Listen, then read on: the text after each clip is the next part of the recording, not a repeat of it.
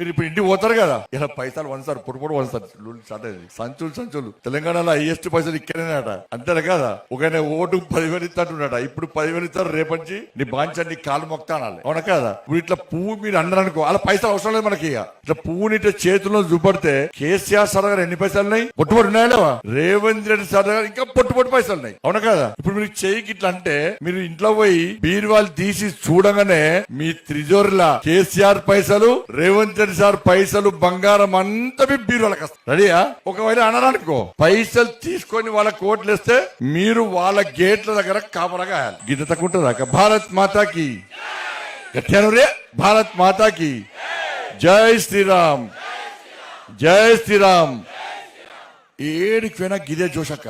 మొత్తం కరీంనగర్ అంతా ఒకటేంది. అందుకే మొన్న రేవంత్ రెడ్డి సార్ కరీంనగర్ రాలే, నిజామాబాద్ వేండు, మహబూబ్ నగర్ వేండు. కరీంనగర్లో అబ్బో ఆడోళ్ళు నిలదట్లేరు. ఈసారి మాకు అభివృద్ధి కావాలి, బండి సంజయ్ చెప్తేనే వింటాం అని చెప్పి ఆడోళ్ళందరూ డిసైడ్ చేసుకున్నారు. కాబట్టి రేవంత్ రెడ్డి సార్ కరీంనగర్ రాక చొప్పదంలో మీటింగ్ పెట్టి అటు నుంచి అటే వీకి రాలేదు. ఇక